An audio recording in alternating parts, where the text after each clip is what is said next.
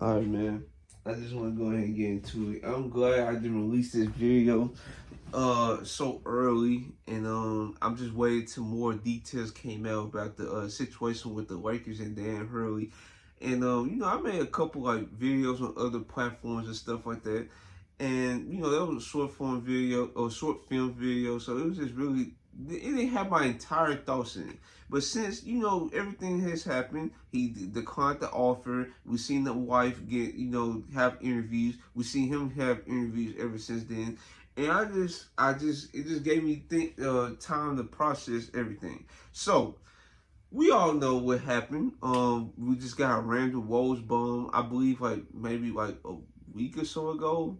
Yeah, it just came out of nowhere. To be honest with you, that Darren Hurley and the Lakers are potentially going to meet. They're going to meet up in Los Angeles to talk about the head coaching vacancy. I believe this dropped around like maybe Thursday. Because Friday we was waiting on. Then Saturday was the actual meeting.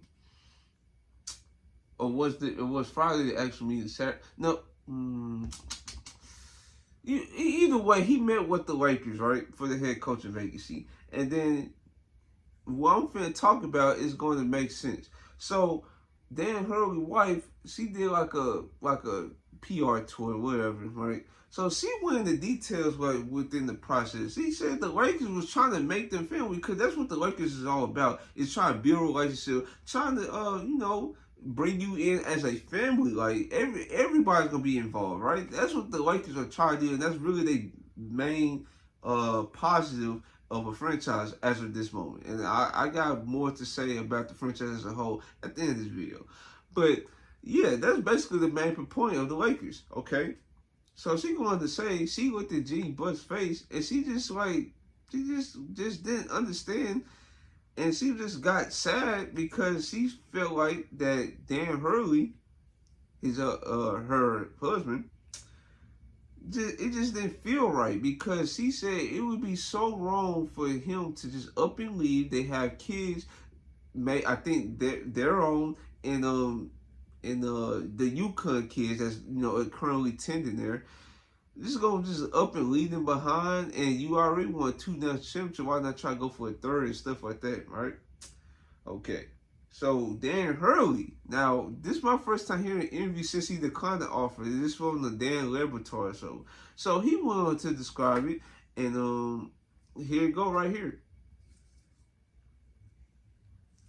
So after that soundbite, he basically was saying that there could be a number that the Lakers could reach to basically entice him, right? And from what it sounded from his wife, the wife that just didn't want no parts of it. But from Dan Hurley, from his perspective, because it sounded like the man was willing to take the big sums of money and become the new head coach of the Lakers. And that's my thought process on that. I know he's a very family-oriented man, so the wife definitely gonna play a big part of it. But it would be hard for me to like just come to terms with a man that would be willing to decline $100 million contract over maybe like 6, 7, or 8 years. That would be very hard for me to imagine that. And yes, he would have been the 5th highest coach in the league or something like that. Okay, whatever, right? But in my opinion, he has no right. I mean, hold on, my bad. I won't say he don't have the right. I would just say the fans that claim, oh, this is just another Lakers leverage moment. I feel like those folks don't have the right to say that because, bro, to be honest with you, we all know the Lakers has cheaped out on coaches prior to this. We all know that. So I understand the Lakers get used as leverage a lot. Trust me, I know we missed out multiple free agents. We what you call it, like, bro, trade scenarios that could happen got used as leverage. They went to another team.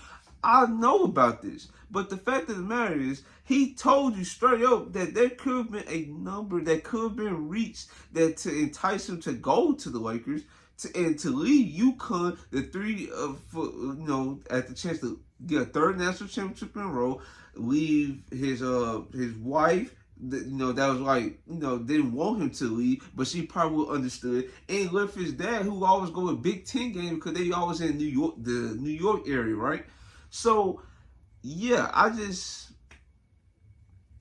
I just can't come to terms with that, bro. Like I just can't agree with the folks that think that this was a leverage play at all. I just do not think that. And now he also said in another interview that he wanted to motivate his kids, and he feel like the college kids are probably a little dumber because he know he can't get away with that in the NBA whatsoever. Now, in that moment, you could say, "Oh, that's the leverage point." Now, if you would use that point right there, what he said about his college kids being a little dumber than the NBA kid, then you have a point. But just to say, this whole thing of going to the meeting, thinking about it for multiple days, and then just straight up and saying that was a leverage point because XYZ, that's insane. That's very insane. Now, my thoughts on what he said about those college kids, that's very insane to say. I'm not gonna front.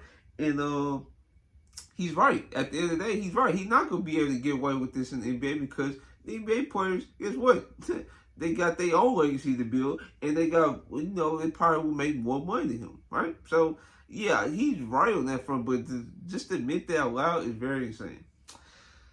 But yeah, at the end of the day, this was not a leverage play. The Lakers cheaped out on another coach. The first time this happened was Tyronn Lue. Tyronn Lue was literally had a birthday. He had a Lakers cake, and somehow, some way, we did not get the job done. In my opinion, I thought he already had the job. Like, it was gonna be sealed for him, and he was gonna be the next coach of the Lakers. Somehow, they wanted to take over. They wanted to cheap out on his contract. They wanted to pick his own staff, which was insane because I guess they like Frank Vogel in the interview process that they want to give him the assistant coaching job next to Tyronn Lue, which is very insane to just put that all on Tyronn Lue. And I think Jason Kidd was also in the interview process of trying to become the Lakers head coach, and they wanted him on the Tyronn Lue staff, and Tyronn Lue was not going. Like, no, I would not be going either if folks trying to pick my staff and you cheaping me out with my contract. That's very insane to do. So, yeah, I just can't give the Lakers grace for what they've been doing as a franchise. They always try to cut corners instead of like paying the coaches what they worth. Like, we seen it back in the day when Coach K got offered that big-time deal from the Lakers, but he turned it down. At least you tried. I'd rather just go down trying without just leaving the thought of, what if the Lakers could have done this? Like, I don't want to do the what ifs. If you offer that contract, I swear to you, the Lakers nation, they would not care at all. But the fact of the matter is, we went from an 8-year, $100 million contract ballpark, right? Just a ballpark, to a 6-year, 70, and being a top 5 head coach and earning instead of like a top 3 coach. It is insane to me. Like, I would not leave my situation, which I'm getting paid maybe a top 3 head coach of college ball. I have a chance to win a 3rd national championship. And my situation as a whole is more secure than the Lakers, who change out coaches every other year. So why would I leave all of that just for a slight pay increase? Mind you, the report dropped that he barely got more from the Lakers than what Kentucky offered him. So why would I leave that just to get a little bit better offer? That's ridiculous. And yeah, that's very insane to me.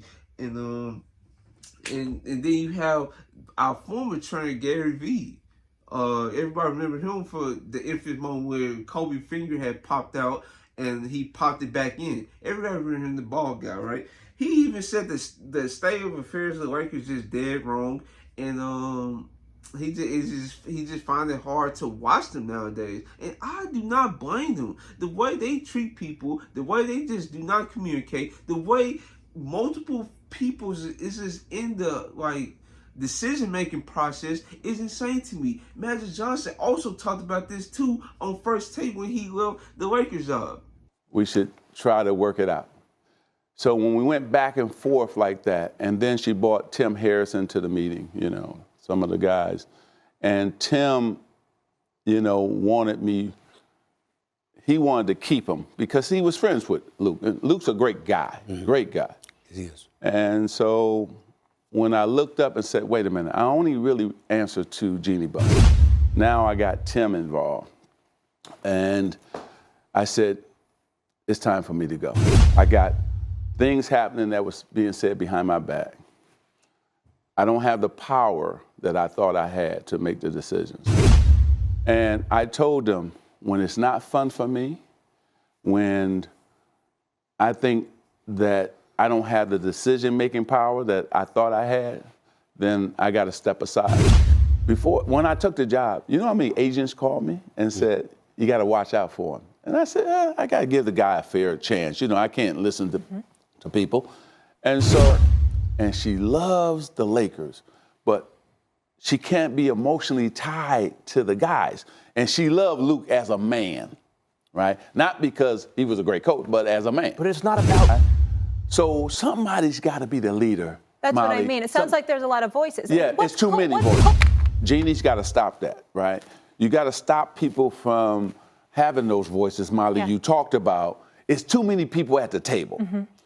So, yeah, this is not just a one-time thing. The Lakers, just as a whole, it's just not good. It's just not good business. Our owner needs to sell the team. Jeannie Buss, she needs to go.